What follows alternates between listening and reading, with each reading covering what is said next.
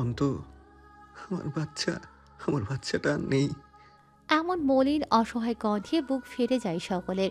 টলমল করে ওঠে চোখ। অর্ণব বলে, ভেঙে পড়িস না, এদিকে একটু বস। পার্থ বসে না, ওখানেই দাঁড়িয়ে থাকে। হঠাৎ ধপ করে হাঁটু মুড়ে বসে পড়ে, মাথা ঝুঁকিয়ে অশ্রু বিসর্জন দেয়। দুহাত উঁচু করে চোখের সামনে তোলে, হাত দুটো থরথর করে কাঁপছে। সেই শূন্য কাপা হাতের দিকে তাকিয়ে ভাঙা গলায় আওড়ায়, আমার বাচ্চাকে আমি আমার দু হাতে তুলতে পারলাম না। ওকে সবার প্রথম আমি আমার এই হাতে তুলতে চেয়েছি। ভেবেছিলাম সে এসে আমার বাবার রেখে যাওয়া খালি জায়গাটা পূরণ করে দেবে। আমার বাবা হয়ে আসবে সে আমার কাছে। কিন্তু সে চলে গেল, আমাকে ধোঁকা দিয়ে চলে গেল। জায়গাটা তো শূন্য রয়েই গেল। আমার তাকে না দেখে না ছুঁয়ে বিদায় দিতে হচ্ছে। পার্থর এমন আহাজারিতে কেঁদে ফেলে অন্ত। নিচে বসা অবস্থায় জড়িয়ে ধরে ভাইকে। অর্ণবরাও পাশে থেকে তাকে জড়িয়ে নেয়, ভরসা দেয়, নিচ থেকে উঠিয়ে বসায় চেয়ারে। পাশে বসে অর্ণব সান্ত্বনা দেয়, প্লিজ পার্থ, সামলা নিজেকে। জন্ম মৃত্যু সব আল্লাহর হাতে। তিনি যেমন নিয়েছেন তার থেকেও বেশি দিবেন। এখন ফোকাস পুষ্পর উপর রাখ। ও ঠিক থাকলে আবারও তোদের সন্তান আসবে, তোর ফাঁকা জায়গাটা আবারও পূরণ হবে। তুইও যদি ভেঙে পড়িস, তাহলে ওর কি হবে ভাব। ওকে তো তোকেই সামলাতে হবে, বোঝাতে হবে। ডক্টর কি বলে গেল শুনলি তো? পার্থ জানে তাকে শক্ত থাকতে হবে এবং সে শক্ত থাকবেও। তবুও ওই না দেখা পাখিটার জন্য তার বুক পুড়ে যাচ্ছে। মায়া হচ্ছে খুব। বাচ্চাটা নিয়ে তাদের কত স্বপ্ন, কিন্তু এটা বুঝি স্বপ্নই রয়ে গেল। স্বপ্ন কি কখনো বাস্তব হয় না? পুষ্পর এই জটিল রোগটা না হলে কি হতো না?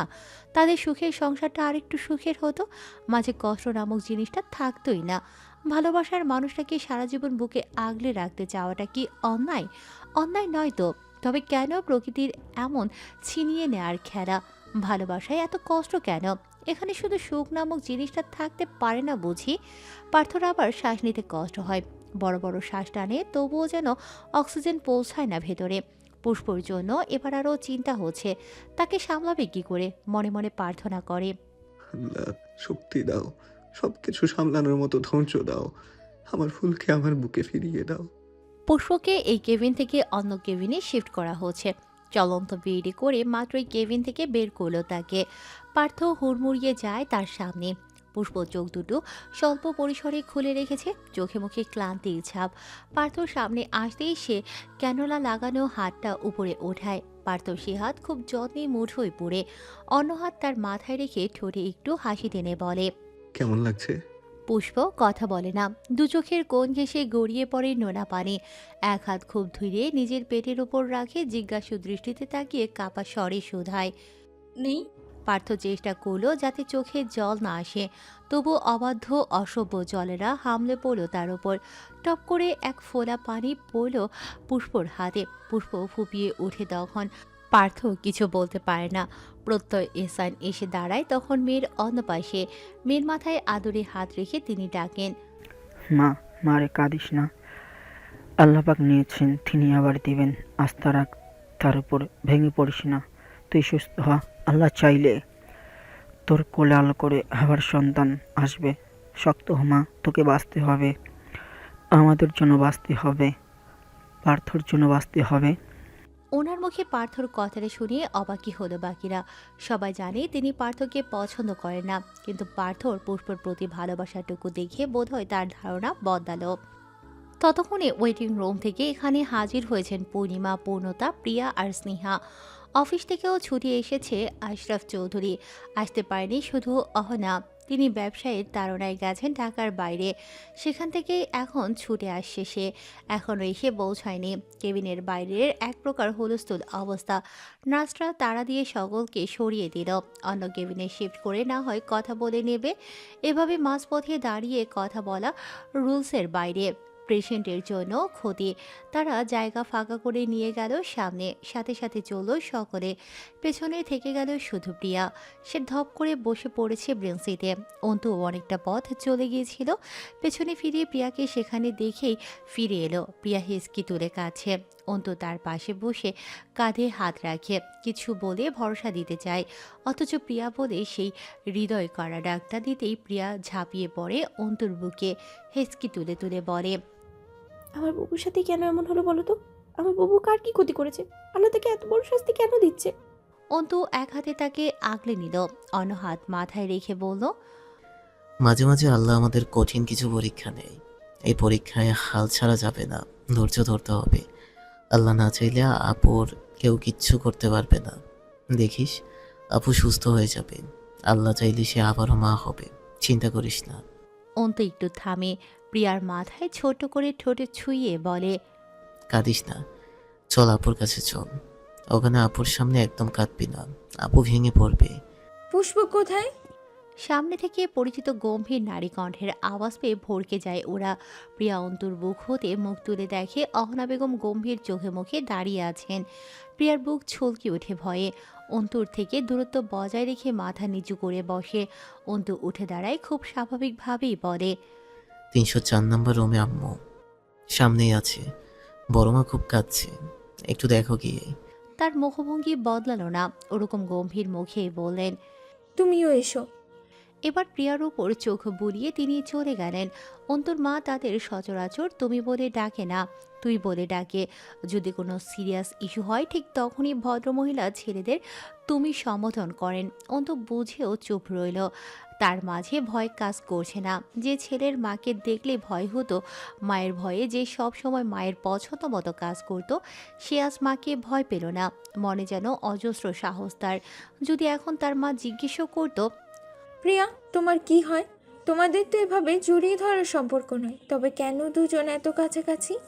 অন্তু তখন নির্দ্বিধায় নির্লজ্জের মতো বলতো, সম্পর্ক এখনো সে পর্যায়ে যায়নি যে পর্যায়ে গেলে একটা ছেলের অধিকার থাকে তার প্রেয়সীকে বুকে আগলে সামলে রাখার।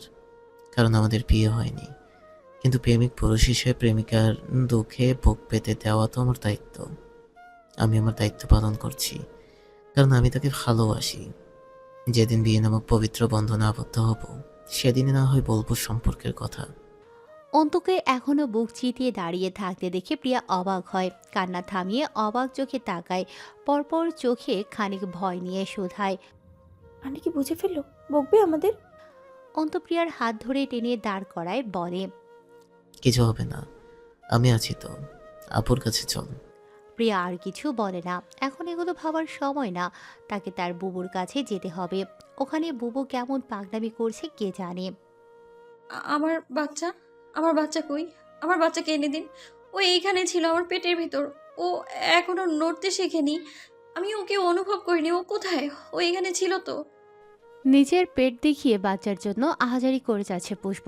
কান্নার হিড়কে কথা বলতে কষ্ট হচ্ছে, তবুও বলেই যাচ্ছে। সদ্য সন্তান খোয়ানোয় বেদনায় বিষিয়ে উঠেছে চারপাশ। যে বাচ্চা এখন অবধি চোখে দেখেনি, ছুঁয়ে দেখেনি, অনুভব পর্যন্ত করেনি, তার জন্য মায়ের কি কান্না। সে মায়ের কান্নায় ভারী হয়ে উঠেছে পুরো কেবিন। পুষ্প হাত পা ছোড়াছুড়ি করে আর্তনাদ করছে। তা দেখে পার্থ আরেকটু এগিয়ে আসে, দুপাশে হাত দিয়ে ওর বাহু চেপে ধরে বেডের সাথে। পার্থর চোখ মুখ কঠোর, সে জানে এ সময় তাকে পাথর হতে হবে, আবেগে ভাসলে চলবে না। ইস্পাতের ন্যায় কঠোর দৃঢ় কণ্ঠে পুষ্পর মুখের উপর ঝুঁকে তাকে ডাকল। পুষ্প, পুষ্প, কাম ডাউন, ডোন্ট প্যানিক প্লিজ। পুষ্প।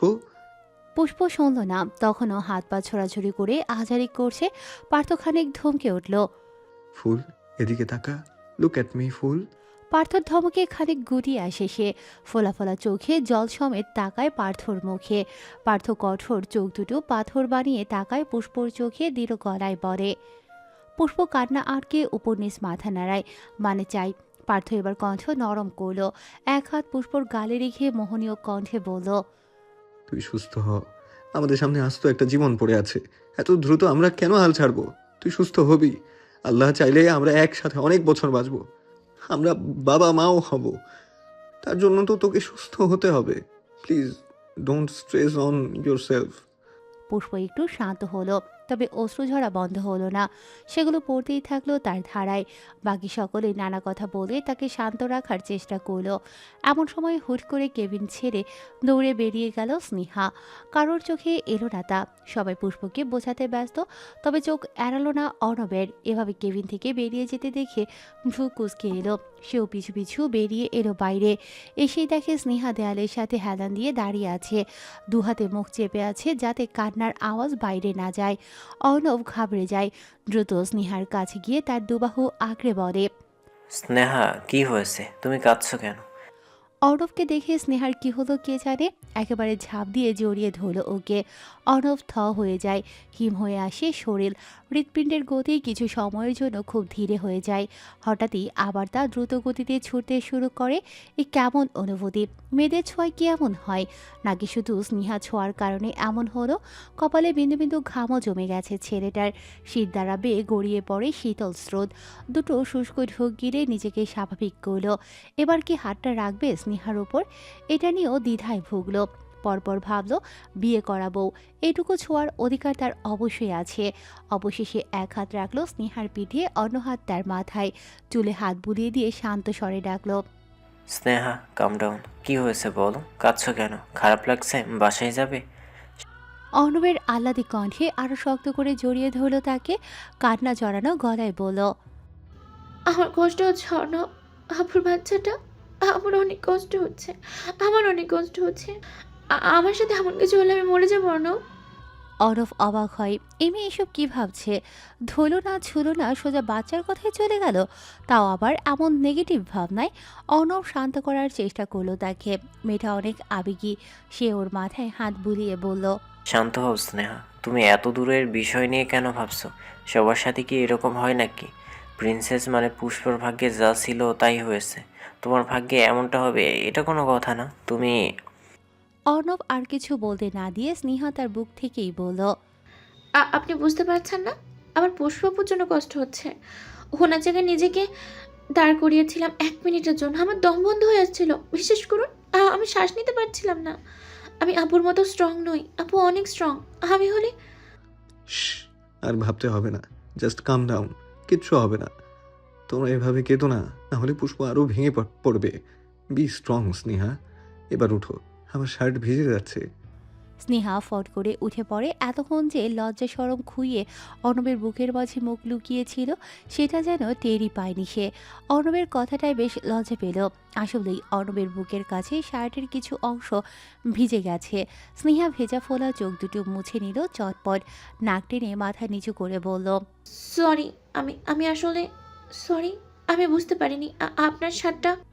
অর্ণব ধমকে উঠল। আশ্চর্য, জামে কি কেউ এতবার সরি বলে? পরপর আবার নরম করল গলা। সরি বলতে হবে না, শার্টের কথা এমনি বলেছি। আর তুমি আরও ভিজিও, সমস্যা নেই। এবার কান্না থামো, ভিতরে চলো। ওখানে প্রার্থ কী অবস্থা আছে দেখতে হবে। অর্ণব হাত বাড়িয়ে স্নেহার সিক্ত চোখ মুছে দিল। স্নেহার হাতটা আলতো করে নিজের হাতে পুরে কাম্বলে নিয়ে এলো কেবিনের ভেতরে। স্নেহা তাকিয়ে দেখল দায়িত্বশীল একজন ছেলেকে, যে সব ক্ষেত্রেই নিজপর দায়িত্ব পালন করে, কোনো ক্ষেত্রেই পিছুপা হয় না। মানুষটার মাঝে সব ধরনের গুণ আছে। এই মানুষটা ওকে ভালোবাসলে জীবনে আর কিছুর দরকার হবে না তার।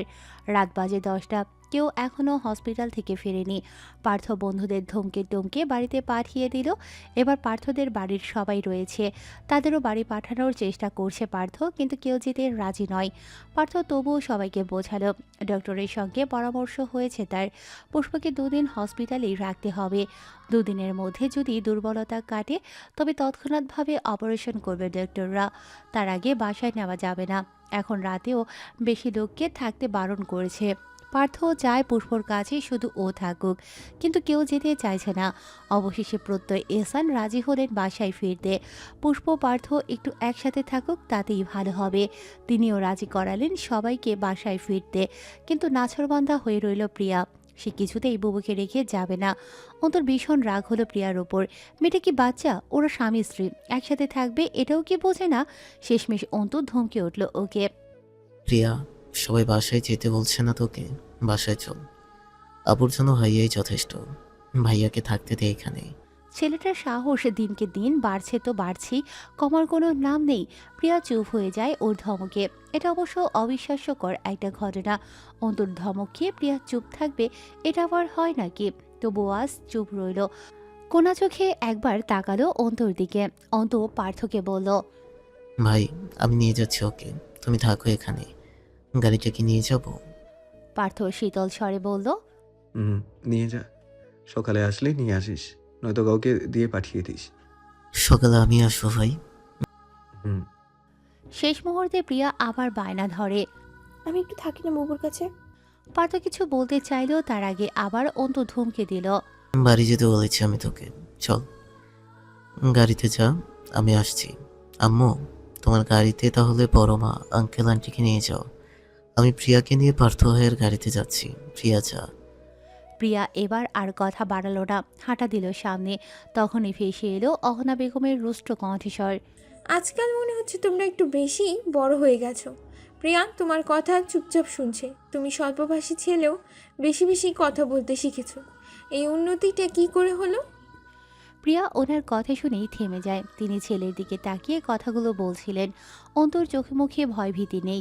সে ঝরঝরে গলায় বলল, আম্মু, সময়ের সাথে সাথে তো সবাই বড় হয়, আমিও কি আর ছোট থাকছি? বড় তো হচ্ছি। বড় হলে মানুষ একটু চেঞ্জ হয়, স্বাভাবিক। কিন্তু তোমার চেঞ্জেস তো আমার কাছে স্বাভাবিক লাগছে না অন্ত। তুমি কাকিমা, এখন নয় প্লিজ, বাড়িতে যাও। ছেলে বড় হচ্ছে, তাকে তার মতো লাইফ লিড করতে দাও। I hope he will not be a disappointment.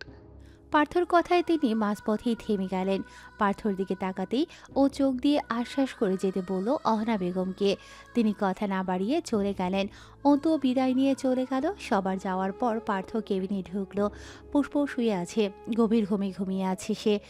যে ওষুধ দিয়েছিল সে ওষুধের প্রভাবে এখন ঘুমিয়ে আছে। অতিরিক্ত হাইপার হওয়ার ফলে ব্রেনে চাপ পড়ছিল, ব্যথা করছিল মাথা।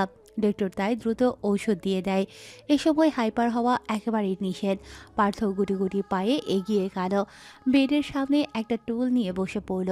বিছানায় পড়ে থাকা হাতটা নিজের দু হাতের মুঠোয় পুরে নেয়। নেতিয়ে থাকা সেই হাতে ছোট ছোট চুমু দেয়। নরম হাতটা নিজের খসখসে গালের সাথে মিশিয়ে রাখে। এক দৃষ্টিতে তাকিয়ে থাকে পুষ্পরঞ্জিত মুখপানে। মুখটা কদিনেই শুকিয়ে গেছে, চোখের নিচেও কালো দাগের দখলে।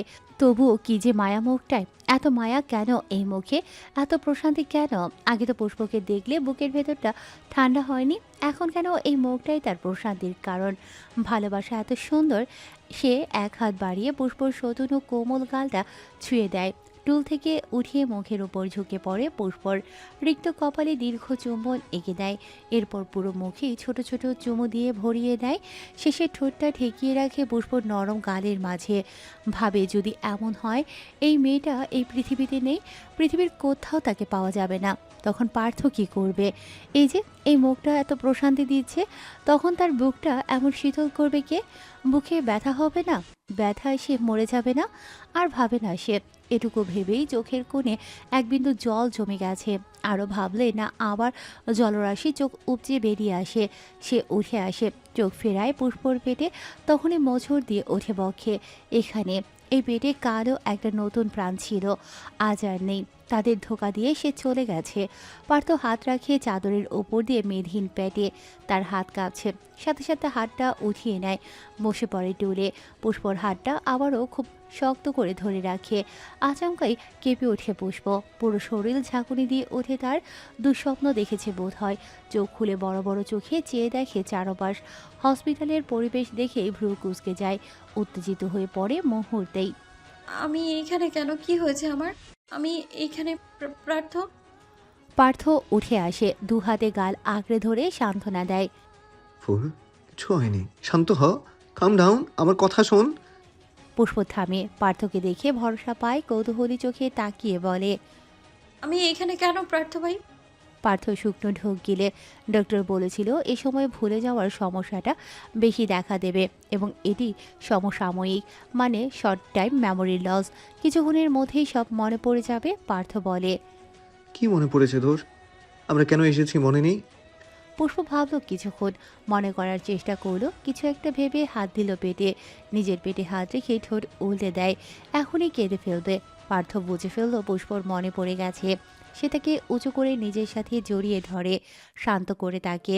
শ্, চুপ চুপ, কিচ্ছু হয়নি, আমি আছি না, চিন্তা করিস না। ব্রেনে চাপ পড়বে, ঘুমা প্লিজ। পুষ্প শক্ত করে পার্থর পিঠ খামছে ধরেছে। শরীরের দুর্বলতার কারণে খুব জোরালো হচ্ছে না সে বাঁধন। সে ভেজা কণ্ঠে পার্থর বুক হতে আবদার ছুড়ে, এখানে আসুন না, আমাকে বুকে নিয়ে শুয়ে থাকুন, আমার ভালো লাগছে না, আপনি ধরুন আমায়। পার্থ চটজলদি উঠে পড়ে সিঙ্গেল বেডে। একজন থাকায় বিছানায় নিজেকে আটকিয়ে নেয় সে। পুষ্পর ক্যানোলা লাগানো হাতটা সাবধানে রেখে তাকে ঘুরিয়ে নিজের বুকের জড়িয়ে নেয়, মাথায় চুমু দিয়ে বলে, আমি এখানে, এই যে জড়িয়ে আছি তোকে, ঘুমা যান। পার্থর শার্টের 3টে বোতাম খোলা ছিল, বুকের অর্ধেকটা উদম হয়ে আছে। সেই উদম বুকে মুখ গুজে পড়ে রইল পুষ্প। বিড়বিড় করে বলল, আমি বাঁচতে চাই পার্থ। পার্থ আরেকটু শক্ত করে জড়িয়ে ধরল ওকে। মেয়েটা একসময় ওকে পার্থ ভাই বলে, একসময় সোজা পার্থ বলে। কথাটুকুতে বাঁচার আকাঙ্ক্ষা। পার্থর বুক পুড়ে যায় এমন কথায়। সে বলল, বাঁচবি ফুল, ডাক্তার বলেছে অপারেশন ঠিকঠাক হলে তুই বাঁচবি। আল্লাহর দয়ায় অপারেশনটা যেন ঠিকঠাক হয়। পুষ্প সুন্দর কিনা কে জানে, ওষুধের প্রভাবে চোখ খুলতে পারছে না। বিড়বিড় করে ফের একবার বলল, আমি আপনার সাথে বাঁচতে চাই পার্থ। আমি আবার মা হতে চাই। আমি মা হওয়ার স্বাদ নিতে পারিনি পুরোপুরি। আমার যেতে দিয়েন না। আমি আপনাকে ছেড়ে যাব না। আবারও মোচড় দিয়ে উঠল পার্থর ভেতরটা। ব্যথা অনুভব হলো বুকে। কি নিদারুণ সেই ব্যথা। নিজেকে খুব করে শক্ত রাখলো সে। পুষ্পর চুলে হাত গড়িয়ে বলল, কোথাও যাবি না, আমি তোকে কোথাও যেতে দিব না। তুই এখানে থাকবি, আমার বুকে। সারা জীবন তোকে এখানেই থাকতে হবে। মৃত্যু তোকে ছোঁয়ার আগে আমাকে ছুঁয়ে দেখ। ভোর সকাল। পাখির কিচিরমিচির শব্দ ভেসে আসছে বাইরে থেকে। ফজরের আজান দিয়েছে অনেকক্ষণ। পার্থ হসপিটালের নামাজের কক্ষ থেকে নামাজ পড়ে মাত্রই এলো কেবিনে। পুষ্প এখনও ঘুমোচ্ছে। সে এগিয়ে আসে। তার চোখ দুটো লাল হয়ে আছে। সারা রাত চোখ দুটো এক করতে পারেনি। চোখ বন্ধ করলেই মনে হয়েছে এই বুঝি তার প্রাণ পাখিটা উড়ে গেল। ভয়ে চিন্তায় ঘুমোতে পারেনি। শুধু চেয়ে থেকেছে পুষ্পর মুখপানে। সে এগিয়ে ঘুমন্ত পুষ্পর উপর ঝুঁকে পড়ে, কপালে চুমু দেয়। পার্থ বারবার হাজারবার বলবে, এই চেহারাটা তাকে শান্তি দেয়। মুহূর্তেই অস্থির করে, আবার মুহূর্তেই শীতল করে তোলে বক্ষপট। এই মুখের দিকে তাকিয়ে এই মুহূর্তে মনে একটাই সুর বাজছে। পার্থর ঝুঁকে থাকা অবস্থায় দরজায় টোকা পড়ে। সে সোজা হয়ে দাঁড়িয়ে ভেতরে আসতে বলে তাকে। একজন নার্স স্লাইন নিয়ে এসেছে।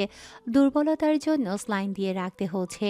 নার্সটা এসে স্লাইন সেট করতে করতে পার্থকে বলল, আপনাকে ডক্টর ইফতিখার তার কেবিনে দেখেছে স্যার। পার্থ তাকে পুষ্পর খেয়াল রাখতে বলে চলে গেল। সে ডক্টর ইফতেকারের কেবিনের সামনে এসে টোকা দিতেই ভেতর থেকে গমগমে আওয়াজ ভেসে এলো। অনুমতি পেতেই সে ভেতরে ঢুকে যায়। আসো পার্থ, বসো। ডক্টর ইফতেখারের সৌজন্যতায় সামান্য হাসল পার্থ।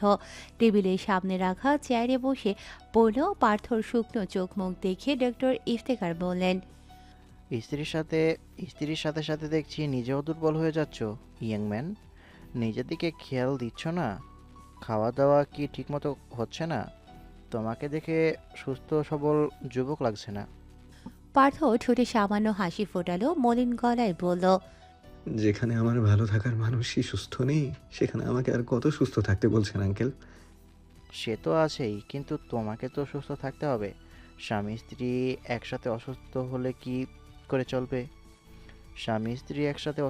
কি করে চলবে? পার্থ কিছু বলল না। ডক্টর ইফতেখার এবার আসল আলোচনায় আসলেন। পুষ্পর, আমরা যত দ্রুত সম্ভব অপারেশনটা করতে চাই। ওর শারীরিকভাবে এখনও কিছু দুর্বলতা আছে। আশা করি দুদিনের মধ্যে সব দুর্বলতা কেটে যাবে, এবং এটার দায়িত্ব আমি তোমার উপরেই দিলাম। ওকে ওকে ডাইভার্ট করো। যা গেছে তা গেছে, তাকে আর ফিরিয়ে আনা সম্ভব নয়। বাচ্চার বিষয় নিয়ে ওর সামনে কথা বলো। বাচ্চার বিষয় নিয়ে ওর সামনে কথা বলা টোটালি অফ করে দাও। মানসিক সুস্থতাই বড় সুস্থতা। ওকে মানসিকভাবে প্রস্তুত করো, নয়তো অপারেশনের সময় নানান সমস্যা দেখা দিতে পারে। আশা করি বুঝতে পারছো আমার কথা। পার্থ তপ্ত শ্বাস ফেলে। ও তো চায় পুষ্পকে এই ট্রমা থেকে বের করতে, কিন্তু সদ্য সন্তান হারানো মাকে কি এত সহজেই সব ভোলানো যায়? তবুও পার্থ চেষ্টা করছে। সে নিচু স্বরে বলল, জি আঙ্কেল, বুঝতে পেরেছি। আমি ওকে যথাসম্ভব ডাইভার্ট করার চেষ্টা করব। আপনি প্লিজ ওকে আমার কাছে ফিরিয়ে দেওয়ার ব্যবস্থা করুন। যাই হয়ে যাক, ওর যেন কিছু না হয়। Don't worry young man, she will be fine. এটা খুব জটিল কোনো রোগ নয়। অপারেশনটা সাকসেসফুলি করতে পারলেই অল ওকে। তুমি চিন্তা করো না, আমি একটু পর গিয়ে চেক করে আসবো একবার। সকালে স্যুপ বা পুষ্টিকর কিছু খাইয়ে দিও। আনহাইজেনিক খাবার একদম অ্যালাউ নয়। ডক্টর কিছু মনে করে আবার বলল, ও আরেকটা কথা, সিঙ্গাপুর থেকে যে ডক্টর অ্যাপয়েন্ট করেছি তিনি আজ আসছে বিডিতে। বেশি দিন থাকবে না এখানে। সো যত দ্রুত পারো সো যত দ্রুত পারো পুষ্পকে অপারেশনের জন্য তৈরি করো। এতটুকুই। যাও, ওর কাছে যাও। পার্থ উঠে দাঁড়ালো। কৃতজ্ঞতা স্বরূপ ডক্টরকে ধন্যবাদ জানিয়ে বেরিয়ে গেল সে। সকাল সকাল চৌধুরী বাড়ির মানুষ তৈরি হয়েছে হসপিটালে যাওয়ার উদ্দেশ্যে। প্রত্যয় আর পূর্ণতাও কাল এ বাড়িতেই এসেছে। কাজ থেকে দুজনেই ছুটি নিয়েছে তারা। মেয়েকে এভাবে রেখে কাজে কখনোই যেতে পারবেন না। সব কিছু ঠিকঠাক করে আশরাফের গাড়িতে উঠে পড়েছে তারা। পূর্ণিমা বেগম সহ মোট 4 জন উঠল সে গাড়িতে। অহনা বেগম পার্থর গাড়ির সামনে দাঁড়িয়ে আছে, ড্রাইভিংয়ে অন্তু বসা। প্রিয়া ভেতর থেকে এলাচিকে নিয়ে আসে। এলাচিকে নিয়ে গাড়ির সামনে আসতেই অহনা বেগম কড়া গলায় বললেন, হসপিটালে মেবি পেট অ্যালাউ নয়। অ্যালার্জি কে রেখে এসো? প্রিয়া মিয়ে যায়, মাথা নিচু করে বলে, অ্যালার্জিকে দেখলে বুবুর একটু ভালো লাগতে পারে, তাই আর কি। হসপিটালে মেবি পেট অ্যালাউ নয়, অ্যালার্জিকে রেখে এসো। তবু তুমি ওকে রেখে এসো। বিড়ালের অনেক অ্যালার্জি থাকতে পারে। অনেকের অ্যালার্জি থাকতে পারে, সেখানে নিতে হবে না, রেখে এসো। বাসায় রুবি আছে, ও দেখে রাখবে ওকে। প্রিয়া ড্রাইভিংয়ে বসা অন্তুর দিকে একবার তাকালো। অন্তু ইশারা করলো রেখে আসতে। ও আর কিছু না বলে মাথা নিচু করে চলে যায় এলাচিকে রেখে আসতে। একটু পর যখন এলাচিকে রেখে সে এগিয়ে এলো, তখন মনে মনে প্রার্থনা করছিল যেন অহনা আন্টির সাথে ওর যেতে না হয়। এই রকচটা মহিলা কি না কি বলে বসে, আল্লাহ মালুম। এবার সোজা গিয়ে মায়ের সাথে বসে পড়বে, অন্তুর সাথে যাবে না কইলো। তাই গটগট পায়ে চলে গেল আশরাফের গাড়ির সামনে। চটপট বসে গেল গাড়িতে। ততক্ষণে অহনা বেগম বসে পড়েছে অন্তুর পাশের সিটে। প্রিয়াদের গাড়ি থেকে আগে ছাড়লো, অন্তুও গাড়ি ছেড়ে দিল। বেশ অনেকক্ষণ মা ছেলে চুপ রইল। অন্তু মনে মনে নিজেকে প্রস্তুত করছে। ও জানে মা কেন এমন স্ট্রিক্ট বিহেভ করছে। কিছু একটা যে বলবে এটাও শিওর। অহনা বেগম মুখ খুললেন আরও কিছুক্ষণ পর। সামনে তাকিয়ে তেজি গলায় বললেন, তোমার সাথে আমার কথা আছে অন্ত। অন্তু ড্রাইভিংয়ে মনোযোগ দিয়ে স্বাভাবিকভাবেই বলল। বলো আম্মু। ভদ্রমহিলা কথায় কোনো রাগঢাক রাখলেন না, সোজাসুজি প্রশ্ন ছুড়লেন, তোমার আর প্রিয়ার মাঝে কি চলে? এখন নয় আম্মু, প্লিজ এখন এগুলো জিজ্ঞেস করো না। আমার পুষ্প আপুকে দেখতে যাচ্ছি। এখন না তো কখন? পুষ্পকে দেখতে পাচ্ছি, কিন্তু কোথাও লেখা নেই যে আমরা এখন এই বিষয়ে কথা বলতে পারবো না। তুমি যদি তোমার জায়গা থেকে ঠিক থাকো তাহলে এখন আর তখনের প্রয়োজন হবে না আমার মতে। কিচ্ছু চলছে না আম্মু। কিচ্ছু চলছে না? অন্ত, ডোন্ট আন্ডার এস্টিমেট মি। মা হই তোমার, আমার ধৈর্যের পরীক্ষা নিও না। আচ্ছা বলো, কি শুনতে চাও? প্রশ্নটা আমি প্রথমেই করেছি, কি চলে তোমাদের মাঝে? অন্তু আর লুকোচুরির খেলা খেলল না, সরাসরি বলে দিল, কিছু চলছে না আম্মু, আমি ওকে পছন্দ করি। অহনা সরু চোখে তাকালেন, ঝাঁঝালো গলায় প্রশ্ন করলেন, শুধু তুমি পছন্দ করো, সে করে না? আম্মু ওর খবর দিয়ে তুমি কি করবে? অন্ত, ধমকে ওঠেন অহনা। তার ছেলে তার সাথে এভাবে কথা বলছে। এত শান্তশিষ্ট ছেলে কথার উপর কথা বলছে। এ যেন মায়ের এতদিনকার অহমিকায় আঘাত আনল বেশ।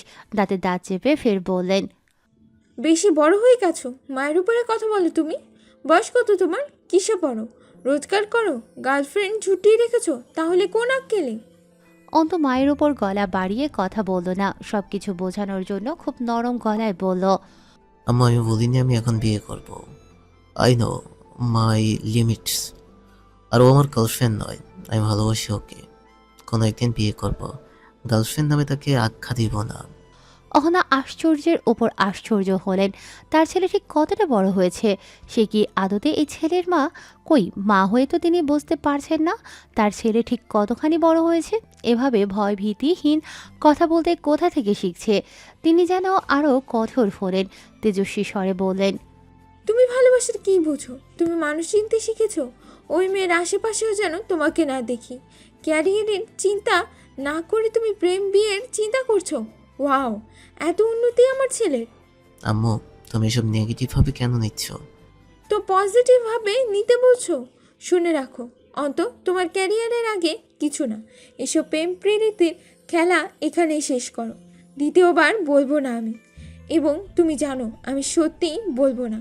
আর প্রিয়াকে বলে দিও তোমার থেকে দূরে থাকতে। আমি বললে কি কি বলবো সে তো তুমি জানোই। অন্তু অসহায় চোখে তাকায় মায়ের দিকে, কণ্ঠে সমান অসহায়ত্ব ফুটিয়ে তুলে বলে,